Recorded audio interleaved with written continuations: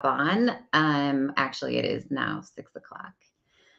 So, welcome, welcome. If you missed it last week, I decided that I'm only going to go live once on Mondays. I'm going to combine them together just because now that it's getting to be summertime, like all of you, I like to be outside or doing other things. So, oh, Clover. Isn't Clover? Say hi, Clover. Oh, this is a puppy. That's so cute. This is what unconditional love is. If you need to be loved, just get a baby. Dogs are so great. Okay, anyways.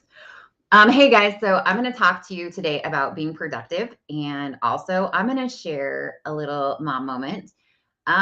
We're so hard on ourselves, and I do a lot of crazy stuff. I like to embrace the fact that I think I might possibly be bipolar, but it's okay because no, I'm just kidding. But anyway, so I'm really famous for cooking my kids food and forgetting that I did. And so I had a moment a second ago where I made some chicken nuggets for Tayson, and I was really proud of myself because I actually remembered to get them back out of the toaster oven and give them to him. It may or may not be possible that it's pretty common for me to cook chicken nuggets and find them a couple days later still in the toaster. So I'm sharing that with you because if you don't know who I am, let me introduce myself. My name is Amy Jorgensen, and I'm all kinds of keeping it real. Um, I have my Honest Sassy Mama Facebook website platform, and then that blossomed into me helping other people through their traumas. And so I'm all about just letting you see my crazy chaos, and I'm all over the place. So sometimes you get a little bit of witty, sometimes you get a little bit of emotion, sometimes you get a little bit of crazy, sometimes you get a lot of sarcasm. So welcome if you haven't been here before. So go ahead, tell me where you're from. Sometimes I can see your names. It depends on where. So I'm streaming on multiple platforms. If you want to always make sure that you see my videos, the best thing to do is to just subscribe to my YouTube channel. But if you start chatting, depending on which platform you're saying hello from, hello. Oh my goodness. Lisa, I'm so sorry. Absolutely. Okay. Absolutely. Especially when I'm done, I will send you some beautiful energy for Sarah. Okay, so let's talk about being productive. I love to do things in sets of threes, but today we're going to go a little bit out on the limb. We're going to live on the wild side, and we're going to do 5.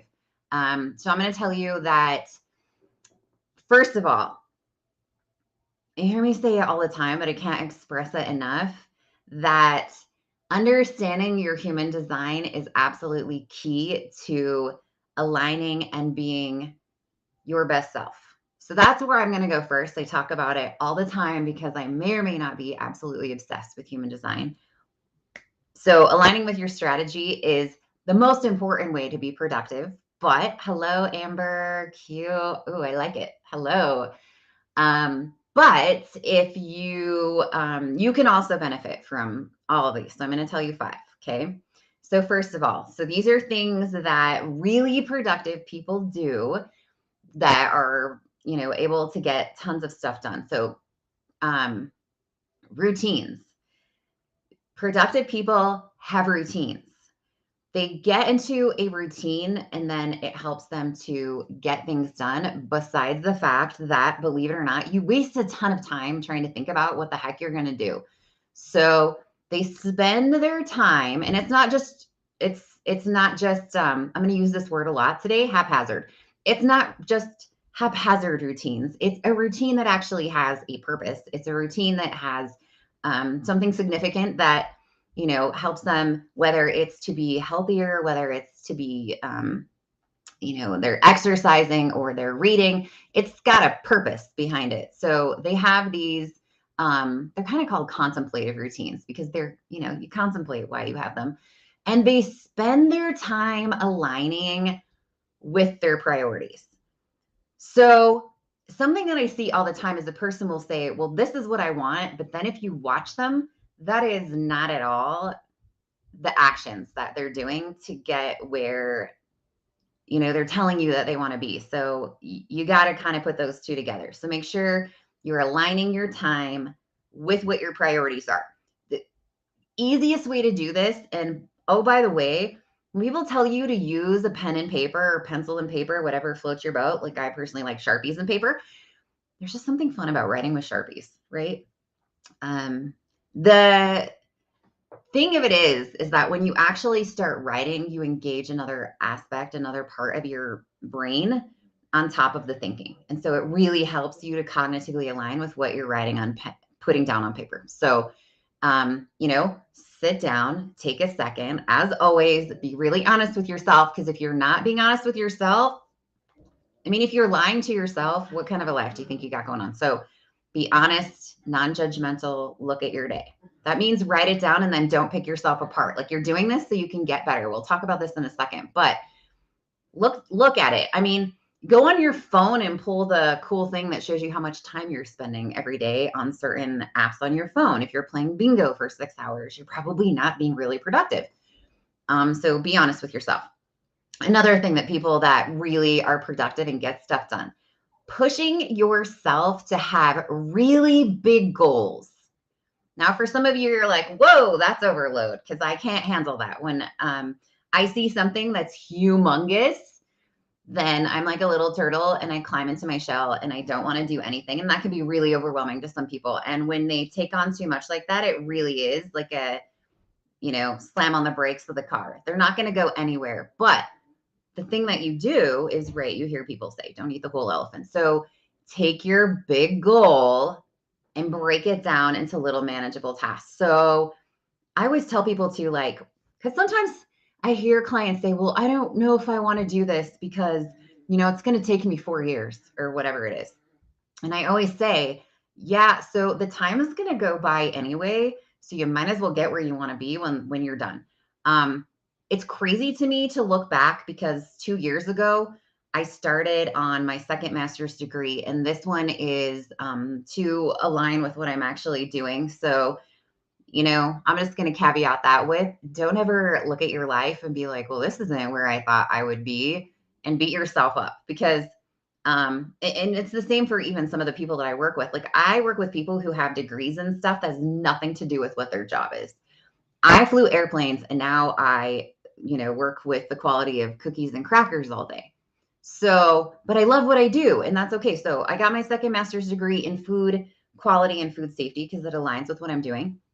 And 2 years ago, I looked at it and I was like, oh, because I feel like I'm an eternal student. Like, that's all I do is go to school, which is okay because I love to learn and I love to regurgitate information. But I was like, do I really want to do this again? Because it's not really fun per se. And I just was like, well, it looks like a huge goal. I'm working full time.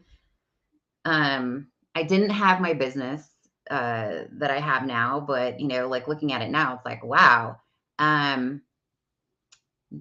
exactly where you are in your life, not knowing where I'm going. I want to come back to that. I'm going to come back to your statement because I think it's got a lot of validity to it in what we're doing. But if you look at something like, if I would have gone back and looked at then in a different perspective and been like, man, can I really take on a master's degree while I'm, being a mom and while I'm working full time and whatever. It's a lot, right? That looks really big because you look at the sheet of paper with whatever it was, 35 credits or something. And I can only take like 1 or 2 classes at a time. So that's like 3, if I'm lucky, maybe 6 credits I can take. Yeah, right. It looks really big. That's a lot. And you're just, so you don't look at it like that. I just broke it down into each semester that I was taking, and so that it didn't look so big. So right here, it's spring, I'm going to take this class, and I didn't look at the big thing. And then just as I got each one done, I highlighted them off my little paper, and then before I knew it, right, I only have a class left. So that's what I'm talking about. So let's come back to this. That's exactly where I am right now in life, not knowing where I'm going. I really love this for you, actually, because I'm just going to make myself a little note, or I'll forget where I was, because color it orange. Okay. So this is really a really good point. I really love it because here's why. There's this amazing thing you can do with your mind that helps you get through stuff. So first of all, I'm going to tell you, like, if you really understand yourself, you have the ability to attract exactly what you need. So I know it's easier said than done, but sometimes you really just have to sit back and take a deep breath. And now, when I say that, literally take a deep breath, I'm telling you that because breathing engages your brain. Breathing releases emotions. Breathing releases stress. So, I tell you guys, like, the best thing to do is just, you're mulling over what you need to do next, because we all do it. Like, it's a cyclic trauma that we put on ourselves. But just breathe through your nose and allow yourself to relax. And I just feel it. Like, breathe your breath in with intention and just feel it. Roll your shoulders forward. We call this like the C-spine in Pilates. And you just want to let yourself melt a little bit and just sit with yourself, because I do not need a rodeo, because you know the exact answer to all of your problems.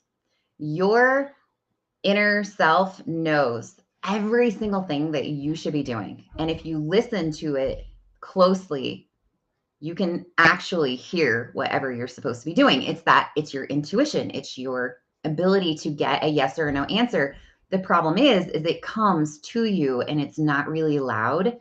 And so even if you hear it and you start to resonate with it, so maybe your question is, I don't know for sure what your thing is that you're trying to decide, but maybe your question is, should I take this other job? Should I go back to school? Should I stay in this relationship? Should I, whatever it is?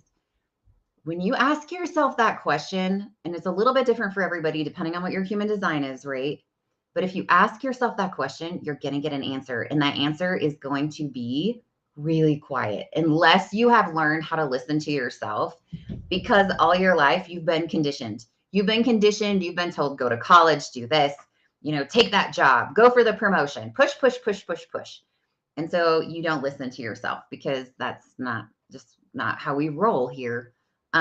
So listening to yourself, taking that deep breath, you're not only engaging your energy system, allowing things to flow for yourself, but you're also engaging your vagus nerve, which is connected to every structure in your body. It is basically the way that all of your systems. Jason, please be amazing and go stand on your head. Oh my gosh. Anyway, it engages everything so that your brain can respond and allow things to happen for you. So breathing is just really good. Okay, so hopefully that helps. It's really easy to say, but it takes a little practice. Stop resisting whatever it is that you have your dilemma with, and let things flow for you. And then when you feel it, be like, that's it, because your ego's going to step in. So let's say that it is that you want to go back to school. Tayson, I need you to take the puppies out. And hey, look, go with the pups. Just take them out of the office. Thank you. Appreciate it. Thanks, bud. Okay. Anyway. I'm out of the office. Yes, you are out of the office, but standing in the foyer is still being loud. Well, I can still make noise. Okay. All right, okay, Squishy, love you. If you're going to go back to school and you feel that yes or no, then don't let your cognitive mind start talking, because that's what happens is you get your answer and then your ego starts yakking away, and then you start second guessing yourself.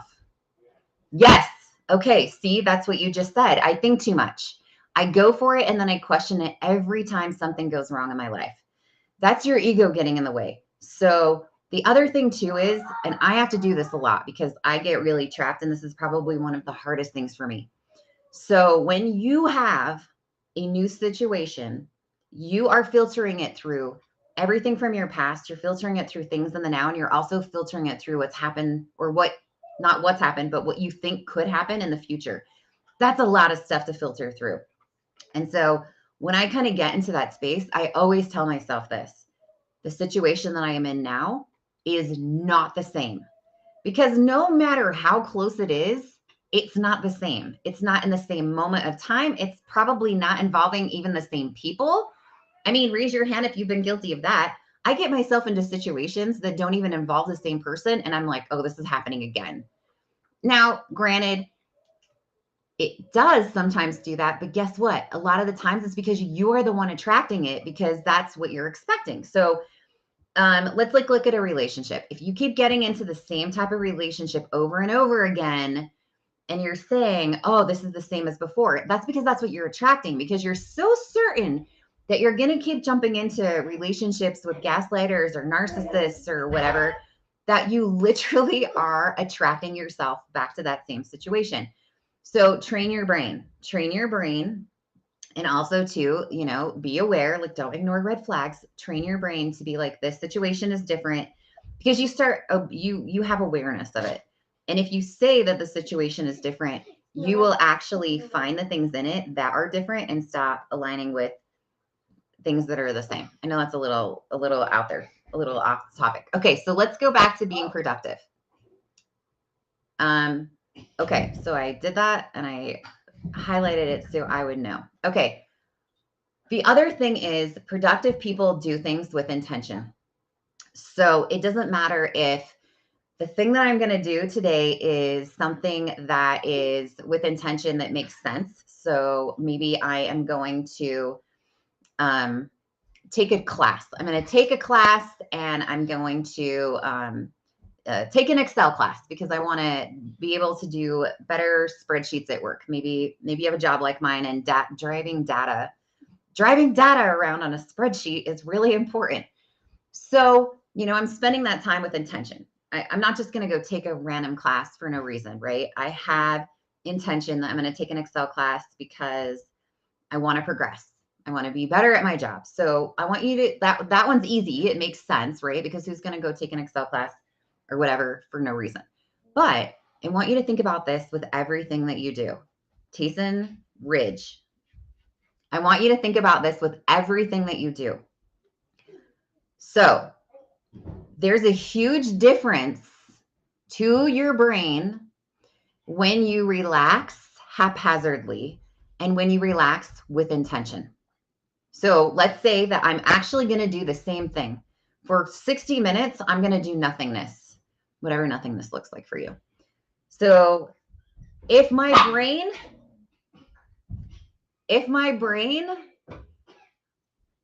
look, I don't need to become famous because I beat my kid on a live video. She has your buddy. She has your Batman. But I have a new one. Oh, goodness. Don't break the door. So I'm talking about breathing. Okay, but please go, or we're going to have issues playing Pokemon later. And that is going to be sad for you. Not so sad for me. Okay, so relaxing haphazardly versus relaxing with intention. So when you do the latter, relaxing with intention, your mind is aligned that you are still being productive. And that's why that works so well. You are being purposeful. If I'm going to go out in my yard and lay in a hammock for 60 minutes, but I've kind of planned this into my day, or even I align with myself before I do it, that, hey, this is a positive recharging moment for me. I am refueling my energy level. That's way different than I just decide to walk out and go sit in the hammock for 60 minutes. Is it still spending 60 minutes recharging? Absolutely. But one is aligned with my mind that I'm actually doing something productive still. And so that's really cool, because how many of you do something and then you're like, wow, I just wasted time. Like I didn't actually be productive. So you're going to get way more out of it if you're purposefully relaxing than if you just wake up and you're like, I'm just not going to do anything today. And then you just mull around all day. You kind of get stuck, right? You kind of get stuck. But the other thing too is if you have purposeful time for you to relax, it makes you more productive the rest of the time because you have something to align with. Like, it's no different than like during the work week. You're like, oh, Friday's coming. Like, that, right? So it kind of helps you get through the day, except for if you start out Monday and you're already like way behind the power curve, and then it's a little harder. Okay. Some other things that productive people do. They like to learn about unfamiliar topics. So that is something that I really will encourage you to do, because the more that you learn about things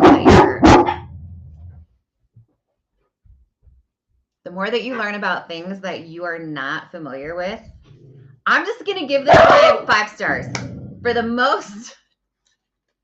most disrupted live I have ever done in my life. Celebrate the amazingness in every moment. Okay, so learning about unfamiliar topics. You get your brain going, you're thinking outside the box. You are, go open the door and let them out, please.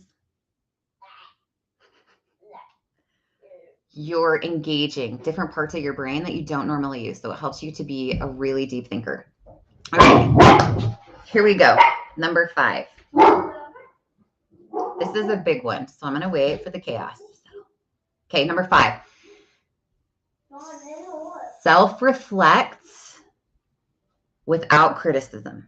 I kind of talked about that one a second ago, but it's really important. So we're going to use that as its own bullet point. Self-reflecting without criticism.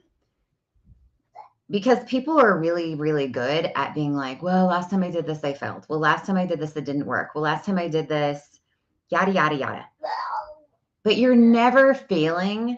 You're learning. And successful people really wrap their heads around that. You're never failing. You're learning.